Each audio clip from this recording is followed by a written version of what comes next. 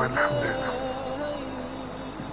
أمي طبعا تعتبر كل شيء لي في الحياة بعد الله سبحانه وتعالى. الحمد لله. ما أقدر إيش أقول عن أمي، إيش أقول؟ مهما تكلمت ما بقول شيء. لو أقول لكم عمل واحد بس، أنا أمنية عندي إني أضم أمي، مو في أي وقت، في عيد أو مناسبة أحضنها.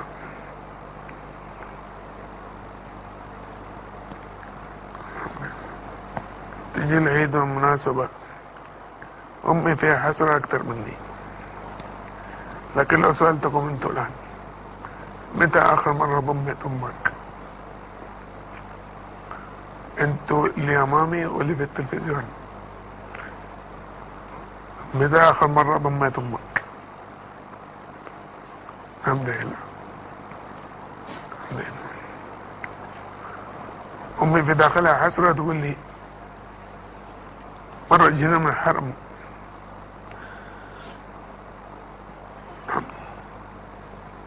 تقول لي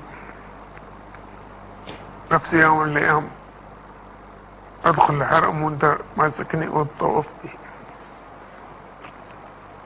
الحمد لله. ما أعرف لو قلت لك الآن تخيل بطنك ما تمشي 5 أيام، 5 أيام بطنك ما تمشي، ايش هتعمل؟ رد عليها. خذ ملايين.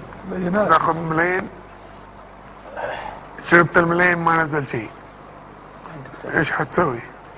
حميد تروح المستشفى. طيب 10 أيام بطنك ما مشيت، ايش حتسوي؟ عمليا مستشفى. طب انا لي 16 سنة كل 10 أيام ما تمشي بطني، كل 12 يوم، كيف اسوي؟ كل 10 أيام اروح المستشفى؟ عندي امي الله يعطيها العافية تخرج اللي ببطني بيدها، اللي ببطني تخرجه بيدها. من يسوي لك كده غير امك؟ وانت تفضل زوجتك على امك، الحمد لله.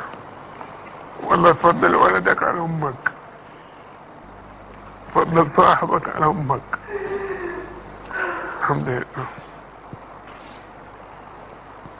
فين قسوة القلوب هذه يا شيخ؟ الله يرحمنا ورحمته. حرمة اللي اتصلت بك عندها؟ حرمة، بدت علي حرمة، وكان عندي محاضرة قالت ابغى اكلم عبد الله، رد عليها خالد صاحبي قال لها يا امي خالد عبد الله مشغول شوية. قالت له اسألك بالله قل له يا ولدي اذا كان عبد الله انحرم انه يضم امه، انا ابنائي عندي وانحرمت انهم يضموني، ما فيهم ولا شيء، ولا واحد فيهم يدخل يضمني. قاسية قلوبهم، قاسية قلوب الناس. اتقوا الله والله، الزم رجلها بالجنة تم، يقول النبي صلى الله عليه وسلم. وانت تتجرأ على امك وابوك وتبر صاحبك وصديقك. قتلوهم. اي والله قتلوهم اباء ابناء يقتلوا ابائهم وامهاتهم. قال الشاعر اغرى امرؤ يوما غلاما جاهلا بنقوده كيما ينال به الضرر، فقال ائتني بفؤاد امك يا فتى ولك الجواهر والدراهم والدرر، فمضى واغمد خنجرا في صدرها والقلب اخرجه وعاد على الاثر، لكنه من فرط سرعته هوى فتدحرج القلب المعفر إذ عثر، ناداه قلب الأم وهو معفر ولدي حبيبي هل أصابك من ضرر، فكأن هذا الصوت رغم حنوه غضب السماء على الفتى قد انهمر، فاستل خنجره ليطعن قلبه، طعنا سيبقى عبرة لمن اعتبر.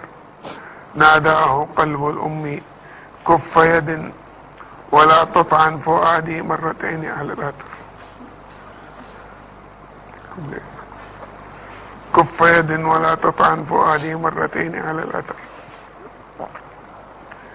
يا أخي الإنسان اللي عنده علاقة مع أمه وأبوه سيئة، من الآن أنا حج له أو عليه، من الآن يعلن التوبة بينه وبين الله، ثم إذا قام من المجلس هذا أو من أمام التلفزيون يروح يسلم على يدين ورجول أمه